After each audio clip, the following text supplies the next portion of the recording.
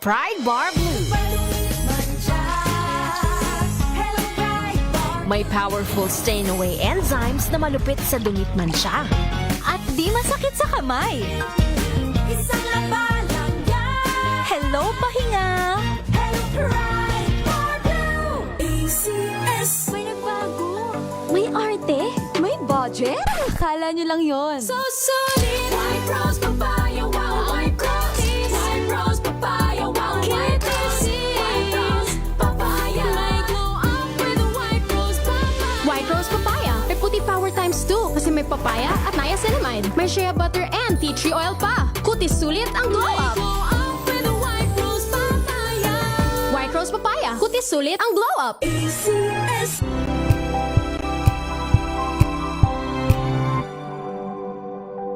Sa loob ng 86 na taon, DZRH ang naging kaagapay ng mga Pilipino sa balita, sa serbisyo at sa bawat kwento.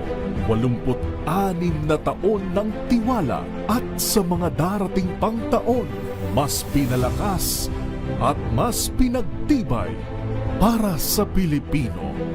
DZRH. Una sa Pilipinas, una sa Pilipino. Serbisyong tapat sa'yo, DZRH. Ordos!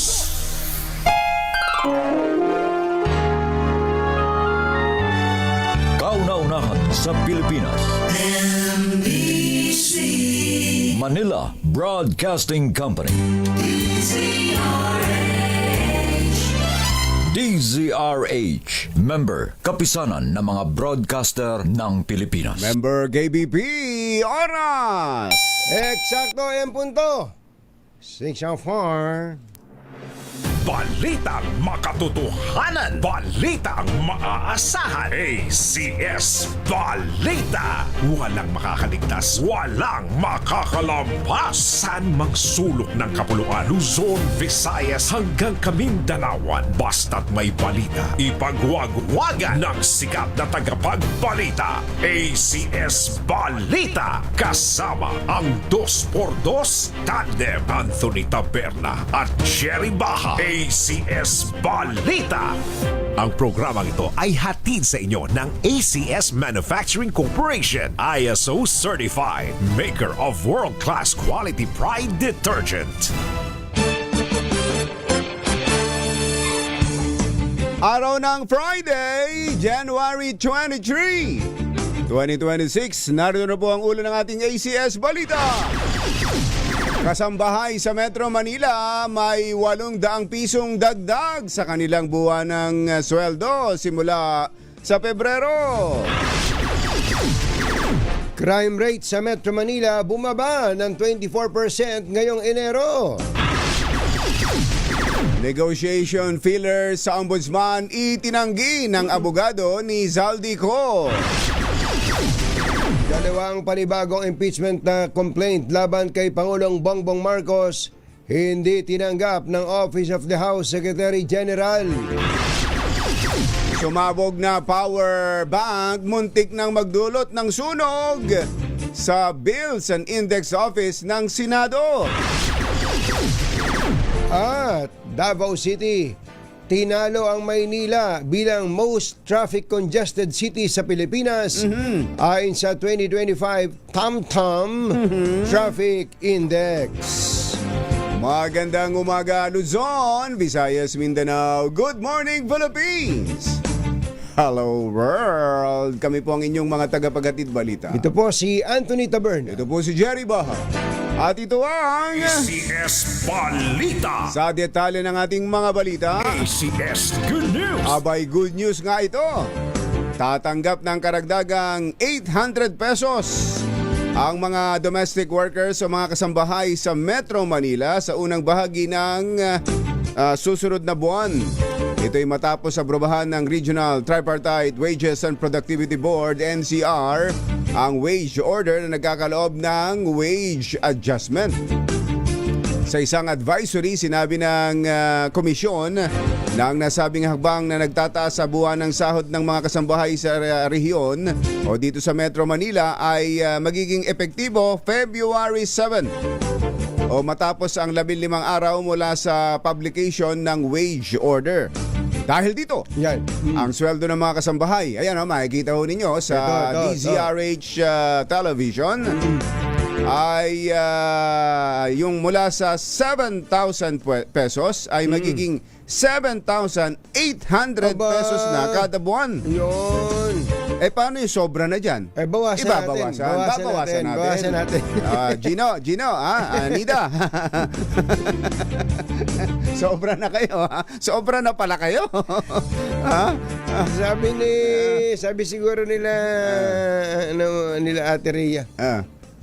Yun lang pala sweldo. Yun lang pala sweldo. Balik nyo. Sobra na sa inyo. Sakop po ng salary adjustment ang general house help, stay-in man o leave-out, yaya, cook, gardener, labandera at sino mang regular na gumagawa ng domestic work o sa isang household. Yan. Yay! Alas 6:08 na ng umaga na imbag bigat kada kayo amin na po. Agreeing kayon, gising na.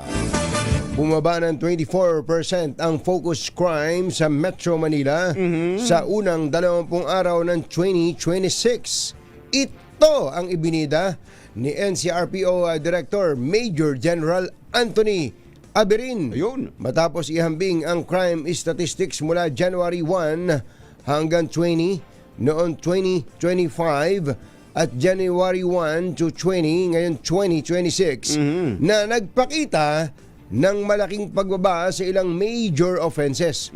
Kabilang po sa malaki ang ibinabang krimen ay ang mga sumusunod: murder, physical injuries, pagnanakaw, rape at carnapping ng motor vehicles. Sinabi ni General Anthony Abirin na ang pagbaba ng focus crime sa maraming lungsod sa Metro Manila ay nagpapakita hindi sumasalamin Oo. meron din. Nagpapakita na ang kanilang estratehiya ay gumagana.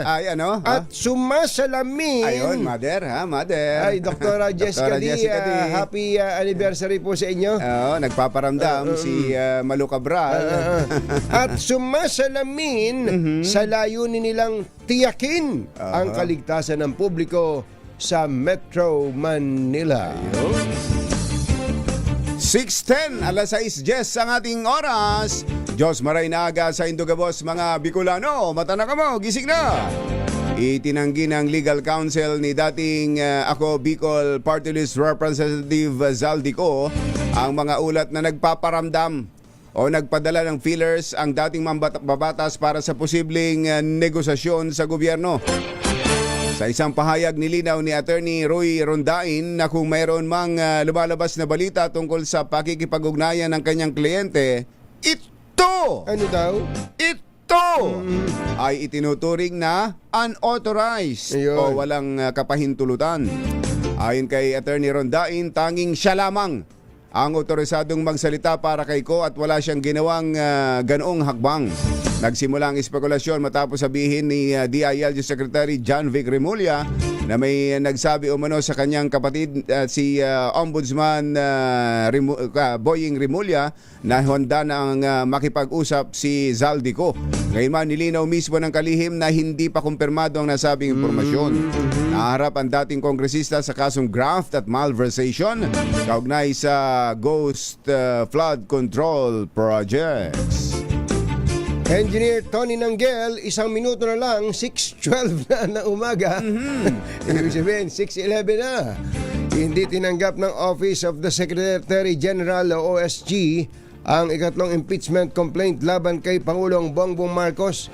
Gano'n na rin pala ang acronym nun, ano? OSG na rin pala, ano? Office of the Secretary General. Malilito pa tayo dito. OSG, alam natin. Solicitor General yun eh. Ulitin. Hindi tinanggap ng Office of the Secretary General ang ikatlong impeachment complaint laban kay Pangulong Bongbong Marcos. Ito ay Wow. ay dahil nasa abroad si House Secretary General Ayun. Cheloy Garafil upang tumanggap ng award. So pag wala ang SecGen, walang impeachment.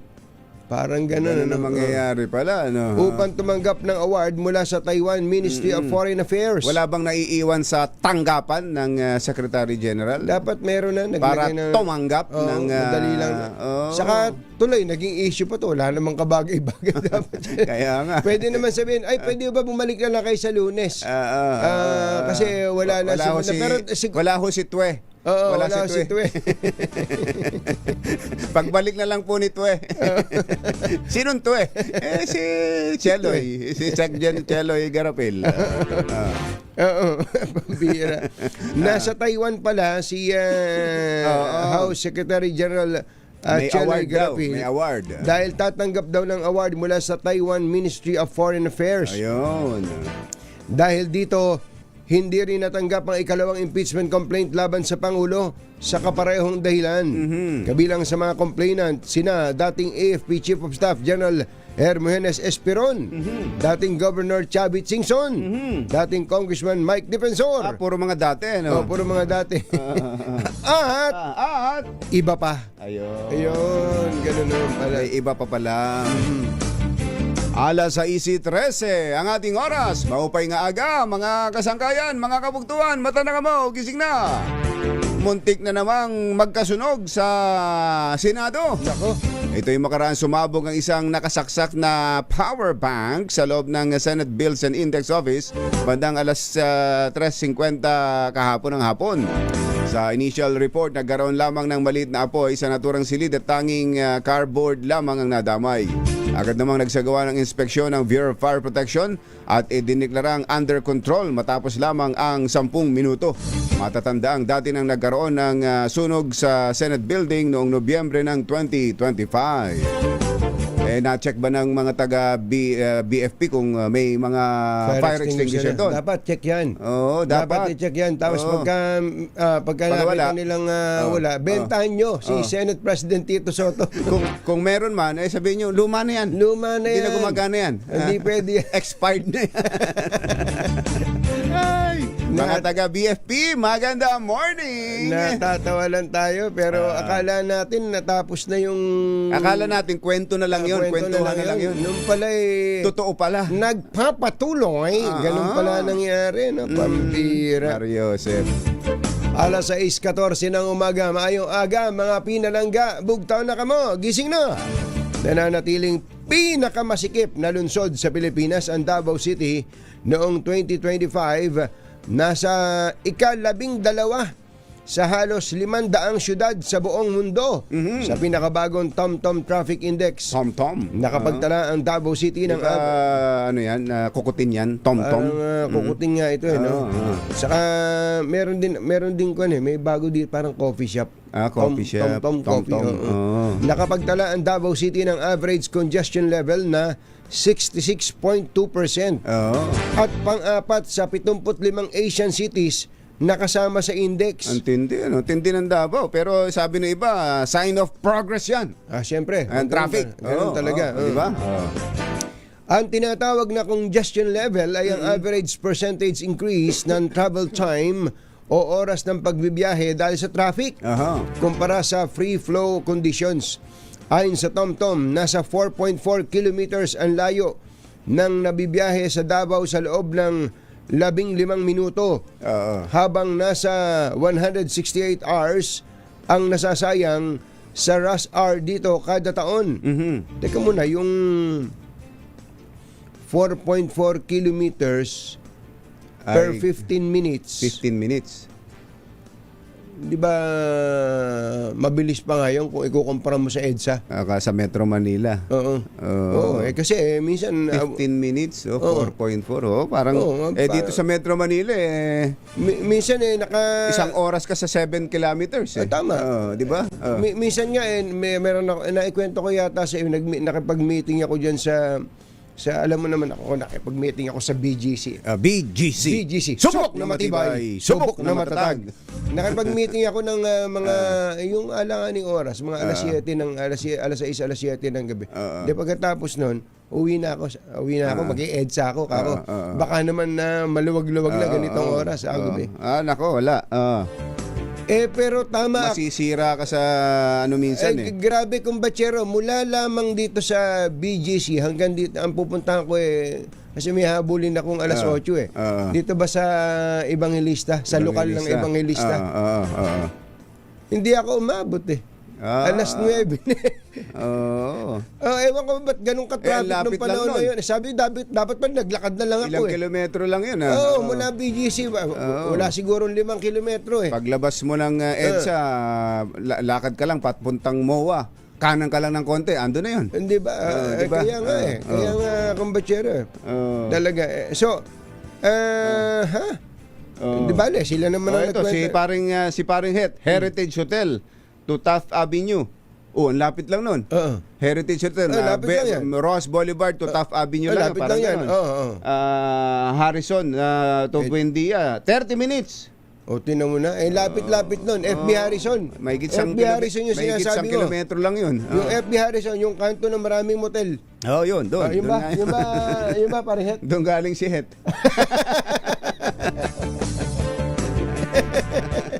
Lapit lang pagka nilakad. Kumbaga mas maigi pa maglakad kung EDSA pag-uusapan natin. Talaga. Sa worldwide ranking, nasa 12th spot ang Davao City. 12. Sa pinakamalala ang traffic sa buong mundo. Worldwide yan, worldwide. Worldwide. Ang Maynila ay pang-4 na po. Teka, ano ba to? Metro Manila o lungsod ng Maynila? Palagay ko Metro Manila yan. Tapos yung sa Davao ay Metro Davao. Metro Davao, yung buong Davao. Kinilala rin po ang Pilipinas bilang most traffic congested country sa Asia. Nako. Kaya naman tong ang taguri na to. Matapos maitala ang congestion rate na 45%, kasunod ng India. At Singapore, ayos naman pala. Kahilaran natin ng Singapore. Ayusin nyo. Ayos. Payag na kami. At Singapore sa 37%. Ibinase ng TomTom ang kanilang datos sa GPS data at real driving speeds. Pero yung Singapore, kaya hindi yung masyadong maramdaman. Ang liit kasi ng Singapore. Maliit lang kasi yun. Kaya ka lang naman, ang totoo nun, kapag ka halimbawa kung bachero, nag-Uber ka, nag-Grab sa Singapore, yung bibiyahihin mo ng 15 minutes sa kotse, pag nilakad mo, mga 10 minutes lang, kaya mas maikli pa. Kasi kaya iikot-ikot ka pa. Lang Kaya maglakad ka na lang. Kaya maglakad ka na lang. Kaya ganun ang ating ganun. Kaya kami ni Kumbachero, ayaw naming lubayan yung aming mungkahi na magkaroon na lang ng elevated walkway dyan sa EDSA. Lakad na lang tayo. Maglakad na lang tayo sa EDSA at sa iba pang mga lugar kung pwede ayos para basta safe lang. Basta may bubong lang. Hindi ka maiinitan, hindi ka maulanan. Ayan, ganun lang. Palagay ko kung bachero pagka nagawa natin yun. Liit lang din ang Metro Manila. Maliit lang. Napakaliit. Pero kung ikukumpara nyo po yung Metro Manila, as in yung buong Metro Manila at buong Davao City, kulangot lang po yung Metro Manila. Ang liit lang po ng Metro. Mas malaki po ang Davao City. Highly congested lang talaga ang populasyon lang ng Metro Manila ang matindi. Pero inuulit natin, sign of progress yan. Traffic. Umulad. Sign din ng mismanagement yan. Sign din ng kakulangan sa gobyerno yan. Ayan, Alas 6:20 ang ating oras. Magandang umaga sa ating mga kababayang nakaramdam din ng sign of progress. Yan. Kayo ba ay nakaramdam din at nagsabing ngayon ay hindi na kayo mahirap? Konting yabang. Ayusin nyo yung kwelyo nyo, di ba? Karaniwan sa atin, pag tinanong, kumusta? Ito medyo matik yun. Medyo gipit Kahit na gumaganda naman ang sitwasyon. Kahit gumaganda ang buhay. Parang utangan mo ng utangan lagi. Umiiwas lagi Umiiwas sa utangan Eto, sa latest survey ho ng Okta Research, Aba, Oo nga pala, Eto. pinadala sa akin ng ni Professor Ranjit Ryan. mula sa 54% noon daw September na nagsabing sila ay mahirap. Oo. Aba, ngayon daw 37% na lamang nitong December ang nagsabing sila ay mahirap. O ilang percentage point yan? 17% ang ibinagsak. Ang laki, ano? Ang sabi po ng Okta Research, the largest single quarter decline Aba, tinaman. Ever recorded. Aba, kasaysayan pala yan, ha? Oo. Historic pala yan, ha? Ito daw, 17% na pagbaba sa mga nagsabing sila'y naghihirap. Ito daw, kumbatsero, ay katumbas ng 4.5 million families no longer considering themselves poor. Aba, konting yabang. Sana oil. Sana oil. At yun, tama nga pala yung sinabi ko, pinakamabilis daw ho ito at pinakamalaking pagbaba sa kasaysayan ayon sa Okta Yan yung Research. self-rated poverty, kumbatsero, ha? Inuulit natin, karaniwan sa atin, pag sinabing, kumusta baboy? Ito medyo, di ba, ganun ang mga Pilipino. Ito, nakakaraos pa rin. Naman, kahit papano. Kahit papano. Tapos, tinatakpan-takpan na ganun yung, parang ayaw, matanaw. Nung pala, may bagong bili. May bagong kotse. May bagong badya. Ito, dalawa, meron pa akong batsero, ha? Food poverty, pagkain. food poverty fell even faster. Tingnan Yun nyo daw na pong self-rated food poverty declined by 19 points. Ang taas Mas nun, mataas ang pa. laki. From 49% nung third quarter, nung fourth quarter ay naging 30%, representing roughly 5 million families na bumagsak, na nawala sa food poverty. Sinabing sila walang makain. Walang makain. Ganun, kumbatsero. Tingnan nyo na yan. Yan survey ho ng Okta Research. Ang Okta naman, hindi naman gobyerno ho yan. Hindi gobyerno. Yan kung ano yung matuklasan nila sa kanilang mga survey, inilalabas sila masama o maganda para sa gobyerno. Pagka tinanong mo yung hindi totoo yan. Mahirap pa rin ako. O baka naman mahirap ka lang kausap. Ayun din yung pamisa-misa nakakarinig tayo ng mga ganyang good news. Susunod! Dito po. Aba, ang DepEd daw at ang mga LGUs ay nagkasundo. Bakit kayo nagkasundo? Nagkasundo para sa mas mabilis na pagpapatayo ng mga silid paaralan. Ayos yan.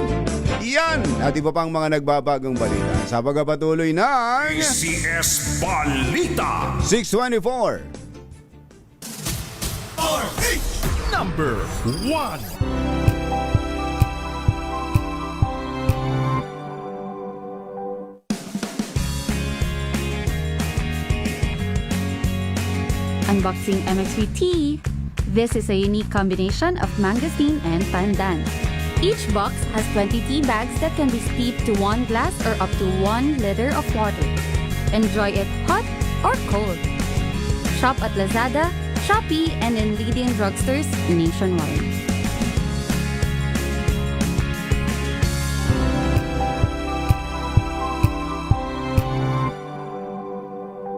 Hello, Washi! Laundry day na naman! Yay! Anong meron? Mancha ng chocolate, putik, may libag pa! Kaya natin yan!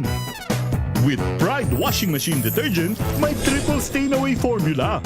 Tanggal ang makapit, madikit, at malupit na dumit mancha. Kaya easy-easy ang labada. Mula noon hanggang ngayon! All you need is pride. All you need is pride. ACS.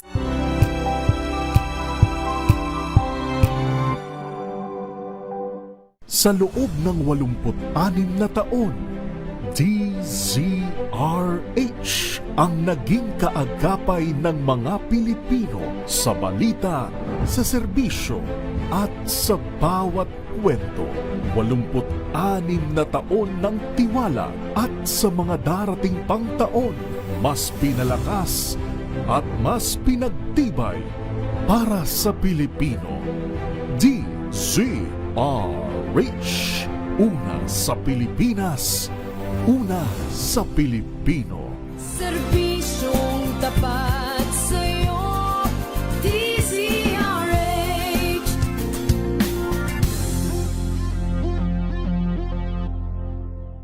We've got you covered. From the hottest hits, exclusive interviews, kilig to the bones fan meet experience, and hataw performances of your favorite stars. Saturdays, 12 noon, dito lang sa DZRH TV.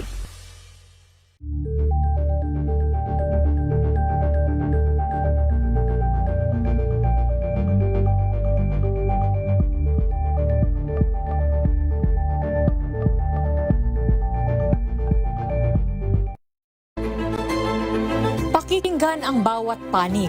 When you fight for justice, think about the queer people. Kung hindi kami magkukwento, sino ang magkukwento para sa amin? Ang mga panawagan, ipababatid. Hindi talaga ito masusing pinag-aralan ng gobyerno. The women who are beaten and abused. It's time to listen to their voices. Tunghayan ang iba't ibang boses, mga kwento mula sa iba't ibang anggulo. Dito lang sa Point of View. Mapapanood tuwing linggo, alas 12 ng tanghali. Sa ACS Balita! Ang programang ito ay hatid sa iyo ng ACS Manufacturing Corporation, ISO Certified, maker ng world-class quality Pride detergent. Hi, hi, hi! Maganda morning! Anong araw today, kumbachero? Today is Laundry Day, Pride Day! Yahoo! At pag Laundry Day, Friday, all you need is Pride washing machine detergent. May triple stain away formula, kaya tanggalang makapit, madikit, malupit na dumit mancha, kaya easy ang labada. Kaya pala mula noon hanggang ngayon, all you need is Pride. All you need is Pride. ACS. Ang 2x2, Tandem Anthony Taberna at Jerry Baja. ACS Balita! Ay mga taga Barangay Karuhatan, Valenzuela, ha? Lakasan nyo na yung mga radyo dahil may mamimigay ng pera dyan. Sino, yung mayaman pa rin ba, Mother? Sino ba? Sino ba ang malakas promo natin? Si Don Carlos. Si Don Carlos pa rin, ha? Barangay Karuhatan, Valenzuela. Mayayaman na yun nandyan, eh. Oo nga. Si Mayor Wes Gatchalian. Yung mga Gatchalian, hindi mo di ba? Baka gusto pang yumaman lalo. Lakasan na ninyo yung mga radyo, mga telebisyon ninyo at nang kayo iswertehin. Nagtatampo nga daw yung mga taga-Imus sa atin, hindi daw natin dinadalaw Imus, Sherwin. Cavite. Imus Cavite, sila Kuyang Joel Sarignaya. Matagal na naghihintay doon. Matagal na raw naghihintay doon. Gustong-gusto na makapanalo ng component. Para pa lang si Kasoji Jimenez din diyan sa San Jose del Monte, Bulacan. Basta't maghanda lang kayo, Kasoji, ka Jerry Labasan. Bigla na lang darating. Maghanda lang kayo ng mga 4 na matitipunong lalaki diyan para magbuhat ng mini component. Para sigurado kayo, ha? Si Kuyang Els Bartolome nga 4 na pinapunta rito. At pinag-workout mo. Nag-dumbbell muna. Nag-barbell muna. Nag-barbell muna. Kaya nung pagdating dito, mga pawis na pawis. Asa may bubuhatin? Yung mini component na yan. Alas 6:30 ang ating oras. Pinagtibay po ng Department of Education at ng mga local government units ang bagong Memorandum of Agreement upang mapabilis ang pagtatayo at pagsasaayos at pagpapaganda ng mga public school classrooms sa ilalim ng 2026 National Budget. Inaasahang makatutulong ito upang mabawasan ang siksikan sa mga silid-aralan at mapabuti ang kalagayan ng pag-aaral ng mga estudyante at guro. Ayon kay DepEd Secretary Sunny Angara, mas mabilis silang makakikilos kapag katuwang ang LGUs dahil sila ang mas nakakaalam kung alin ang pinakakailangan ng kanilang mga paaralan. Nadali mo, Secretary Sunny. Yun talagang sa mga classrooms para sa mas mabilis na pagsasaayos niya. Tsaka kung alam ng mga LGUs kung nasa ng concentration ng mas maraming estudyante. Kaysa doon sa iba, lalagay ng eskwelahan dito. Ang layo doon sa mga estudyante. Totoo. Ayan, ha. Sinabi ng kalihim ni Secretary Angara na pinapalakas ng MOA ang koordinasyon ng DepEd at LGU sa pagtukoy sa mga prioridad na paaralan, paglalaan ng pondo and resources at pagpapatupad ng mga proyekto na sumusunod sa National Education and Infrastructure Standards habang isinasaalang-alang ang lokal na pangangailangan. Ginawa ng DepEd ang hakbang kasunod ng direktiba ng Pangulong Bongbong Marcos na pabilisin ang paghahatid ng basic education facilities sa bansa. At ang isa pang good news dyan, yung balita nitong mga nakakaraan na tumaas din yung reading proficiency ng mga bata. Narinig nyo ho ba yun? Napahilig na rin magbasa ang mga bata. Salamat naman. Sa panahon ngayon na ang lahat nakatutok sa cellphone, nakatutok sa gadget, meron hong ginawang pag-aaral ang isang... Sino na naman yan? Mag-aaral ito, nag-aaral. Meron ho isinagawang evaluation sa mga mag-aaral dyan sa Zamboanga Peninsula. Zamboanga. Buenos dias, con todos. Mga Chapacano, mata na kamo, gising na. ang tiningnan... Sa Zamboanga, marami Ilocano dyan. Marami rin. Ang tiningnan kong Balchero, yung reading proficiency na mga mag-aaral mula grade 1 hanggang grade 3. Aba. Yung mga nagsisimulang bumasa at sumulat. Nung araw bababa ang baka. Kaka. Henny penny is right. Kasabay na sinasana yung dila. Kaya nga ito sa yung pagtuturo sa kanilang dialekto, tapos sa Pilipino, tsaka sa English. Ang laki rin na itinaas daw, kumbatsero. Ano ba yung from Chu. From 2%. Chu? Doon pa lang sasabihin. Doon pa lang sumablay na From 2%, tumaas sa 26%. Aba, matindi Matapos ang kanilang isinagawang intervention para sa reading proficiency. Yun, napaka-importante niya. Yung sa murang edad na gano'n na natututong bumasa kaagad. Kaya nga, alam mo kung Bachero, meron tayong nakilala sa Brisbane, Australia. Isang kababayan natin na dito nagtapos. Magna cum laude dito sa UP. Ang kanilang pinag-aralan ay tungkol sa childcare. Alam mo kung Bachero, yung babae, ito si teacher, ang isa siya sa mga gumagawa, nagbabalangkas ng mga programa ngayon ng estado ng Queensland. Oo, sa mga ituturo sa bata. At ang isa doon, Kumbachero, ay awatin ang mga bata sa paggagadget. Ayun, yun talaga. Awatin ang bata sa paggagadget. At yan talaga ang trend worldwide na yan, Kumbachero. Awatin, Kumbachero. Hindi na yun, hindi pa nga pinag-uusapan sa mga ganyan talakayan sa atin. Sa atin sa Europa. Europa. Sa atin sa Europa. Totoo kaya ikaw marunong ba sa dalawa na to? Sa amin sa Europa, hindi na nga dinadala yung usapan sa mga deepfake at sa mga AI. Yun lang naaagaw ng gadgets. Yung oras ng mga bata, yung malaking oras na inuubos ng mga bata sa gadgets kaysa sa pagbabasa o kaysa sa pag-aaral, doon lang. Hindi na nila, wala na yung AI, tsaka idadagdag na lang yung AI, yung mga deepfake at yung mga scam sa online. Doon pa lang kailangan. Kaya ang direction is 16 hanggang 16 years old. No, hindi pwede mag-social media. Hindi mag-social media. Kaya nakita nila yung epekto kung Bachero sa bata kapag walang gadget, napo-focus sa ibang mga bagay. Katulad halimbawa ng pagbabasa ng mga physical na libro. Yung actual na libro, yung may bubuklatin. May bubuklatin na libro, tapos pagka wala nang mabasa na libro, pwede silang magtatakbo doon, maglaro. So gumagalaw ang katawan. Yung palang Kumbachero, napakalaking bagay nun sa isang bata. Sa simula yon, kapag nasanay kasi sa cellphone, tulad ito, may mga bata rito tayo na andyan, Sa simula yan, habang... Kaninong bata? Yung mga bata. Oo. Bata ni Jeric. Sa simula yan, siyempre, dahil matagal na nasanay sa Lulungkot cellphone. yan, lulungkot Malulungkot. yan. Kung ano-ano. Kakagatin yung kuko. O kaya yung buhok, gaganon-ganon. Ay, naging lukarit. Magiging lukarit muna sa mga unang araw siguro. Magiging lukarit. Pero, makaka-adapt din makaka-adapt yan. Yung mga magulang naman na minsan, maaawa ka agad. Ito na nga. Hindi. Subukan natin, tiisin natin. Sapagkat makabubuti rin sa kanya. At ito, yung ginagawa nito, si Shane. Si Shane Calagwas pala. Shane Calagwas. Ate Shane Calagwas. Alam mo yung kanyang dalawang anak, hindi nagagadget yon. Ang sabi nila sa aking mag-asawa, engineer yung asawa, siya naman guro. Ang sabi niya kung batsero, hanggat hindi talaga kailangan, hindi namin bibigyan ng gadget, hindi nila bibigyan ng access yung bata sa gadget. Hanggat hindi kailangan. Hanggat kailangan kung batsero, doon na lang bibigay. Ganun talaga. Dapat may ganun ang direksyon.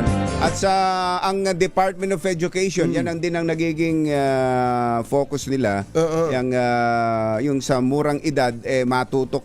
Siguro, kalaunan, may yung coordination ng DICT at ng DepEd kung batsero tungkol sa mga kabataang nalululong masyado sa gadget. Pero hindi lang po kabataan ang nalululong, pati si nanay. Nanay. At least hindi mo na magugulangan yan. Diba, si Nanay Benny, magugulangan mo pa ba yun? Nanay Benny. Pero nanay, po, yung talagang katabi niyo yung cellphone, yung ilaw na yan, hindi talaga kayo, hindi makatulog. Paano po kayo makatulog? Tumiilaw yung... Tingin ng tingin. Tumiilaw yung sisilipin. May notification Tapos, yun, browse ng gano'n. Gano'n ng gano'n. Minsan mapapangiti. Tumatawa mag-isa. Minsan mabubuisit. Gano'n. Nako, karanasan natin. Tama ito si Cyber Tito. That boils down to responsible parenting. Hindi tayong lahat, pati tayong mga matatanda na kailangan din tayo magkaroon ng disiplina sa ating sarili. Naghatid ng kabuuan ng ating ACS Balita. Ito po si Jerry Ito Baha. po naman si Anthony Taberna. Kasama ang 2x2 Tandem Anthony Taberna at Jerry Baha. ACS Balita. Balitang